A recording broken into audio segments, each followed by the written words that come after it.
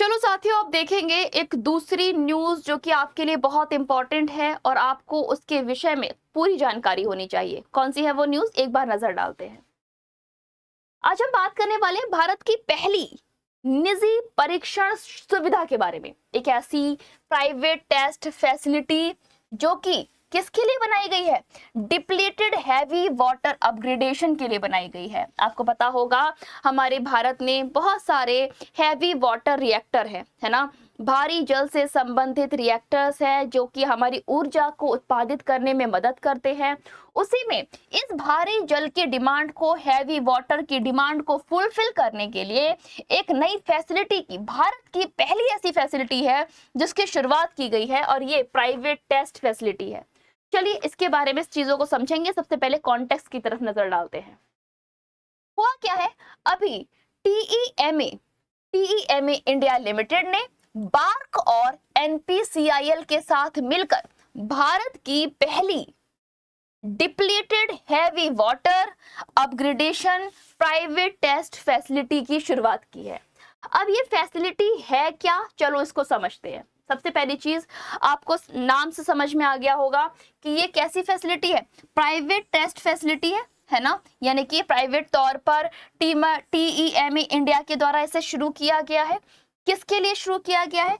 जितने भी हमारे हैवी रिएक्टर्स हैं, जितने भी हमारे हैवी वाटर रिएक्टर्स हैं जिसमें आए दिन हमको हैवी वाटर की डिमांड होती है, हैवी वाटर की रिक्वायरमेंट होती है, इस रिक्वायरमेंट को फुलफिल करने के लिए, हैवी वाटर को बनाने के लिए इस इनिशिएटिव की शुरुआत की गई है।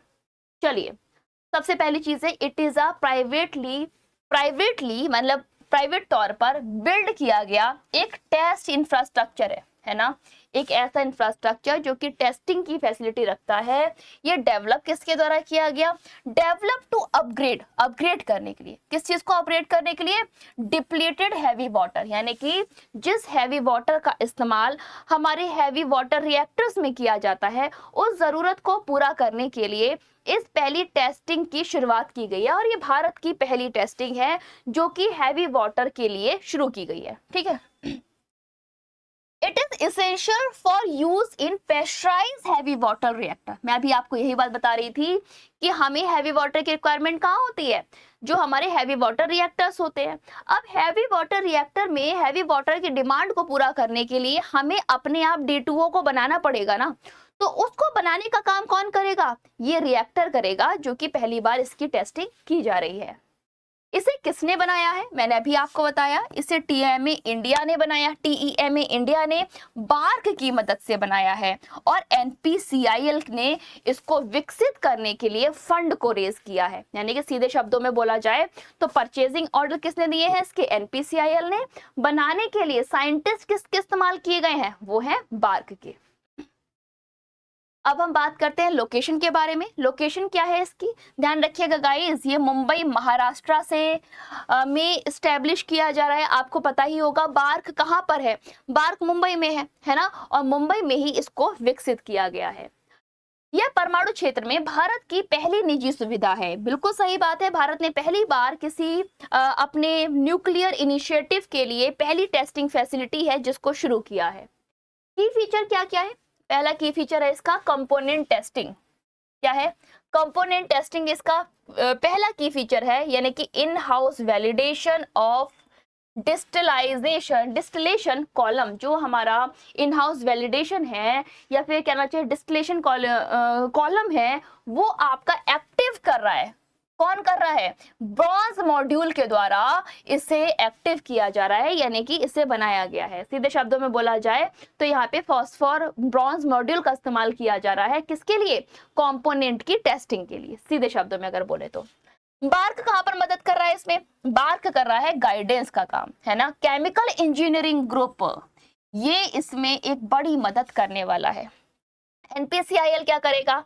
एनपीसीआईएल जितने भी मॉड्यूल हैं जो कि टेस्ट हो चुके हैं, will be used in nuclear project. वो न्यूक्लियर प्रोजेक्ट में यूज किए जाएंगे, जैसे कि RAPP8 है ना, GHVP14 और KAIGA56, ये 3 ऐसे प्रोजेक्ट्स हैं जिसके लिए NPCIL इस पर्टिकुलर इनिशिएटिव को, इस पर्टिकुलर डेवलपमेंट को खरीदने का काम करेगा।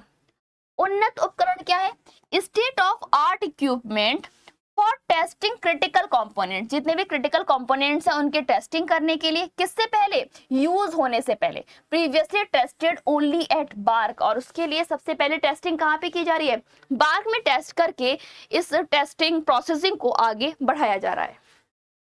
ये भारत की तरफ से सेल्फ मेड है, यानी कि फॉरेन इंफ्रास्ट्रक्चर का कोई इंटरफेरेंस नहीं है। भारत को आत्मनिर्भर बनाने की कोशिश की जा रही है और इसी में एक नया कदम भारत की तरफ से रखा गया है।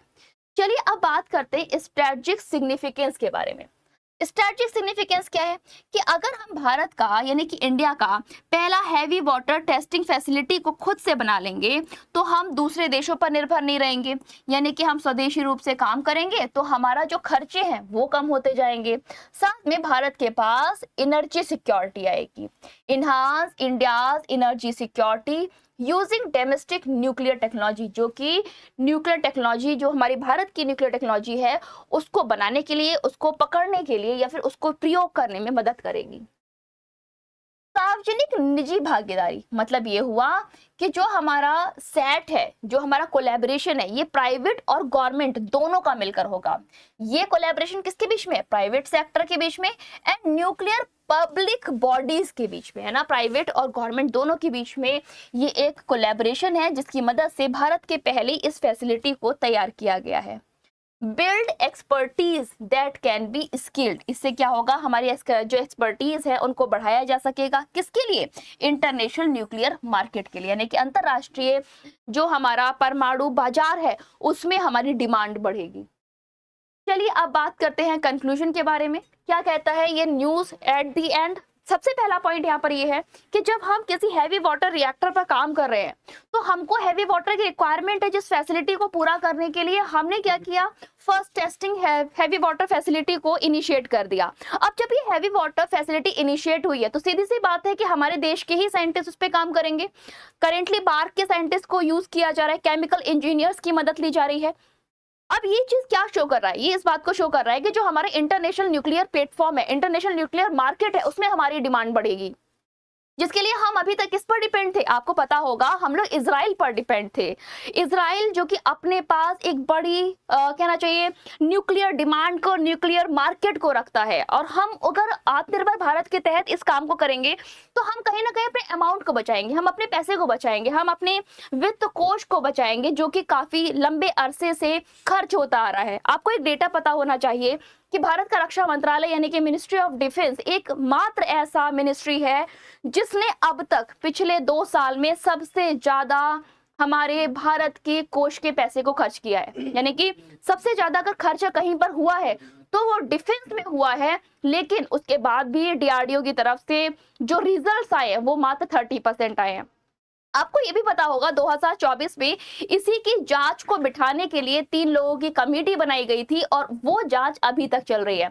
मतलब ये है कि जिस तरह से स्पेस हो गया, स्पेस इनिशिएटिव्स हो गए, हमारे मिलिट्री इनिशिएटिव्स हो गए, सभी में पैसा जाता है, लेकिन जब बात DRDO की आती है, जब बात इसरो की आती है, तो इसरो जितना पैसा दे रहा है या फिर ले रहा है इंडिया से उतना रिजल्ट भी दे रहा है। लेकिन वहीं पर अगर DRDO की बात की जाए तो DRDO के पिछले 2 साल का डेटा ये कहता है कि सबसे ज्यादा फंड रेज DRDO के लिए किया गया है, लेकिन उसका रिजल्ट अभी तक कुछ अच्छा नहीं आया है। यानी कि मात्र 30% प्रोडक्टिविटी के साथ में DRDO ने अपने काम को किया है। और इसी डायरेक्शन में जब ये भारत का पहला फर्स्ट टेस्टिंग फैसिलिटी को इनॉग्रेट किया जा रहा है तो ये एक बहुत बढ़ता कदम है जो कि हमारे ग्लोबल प्लेटफॉर्म पर इंडिया को कॉम्पिटिटिवनेस तो देगा ही देगा, साथ में हमारे सेल्फ रेजिलियंस के लिए भी इंपॉर्टेंट होगा।